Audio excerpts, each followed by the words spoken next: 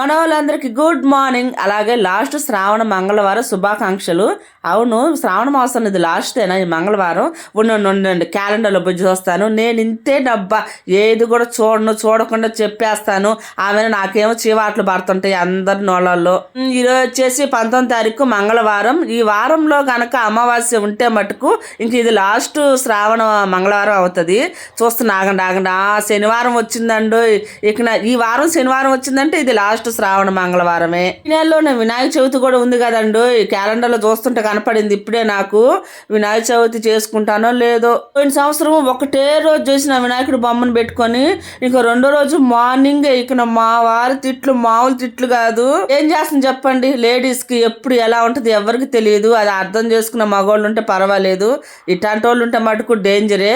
నేను వేసిన ముగ్గు మా సాయికి భలే నచ్చిందంట. మీకు కూడా నచ్చిందా? అయితే కామెంట్ పెట్ట మర్చిపోవద్దు. ఇంకొంట అయితే అందరికి బై.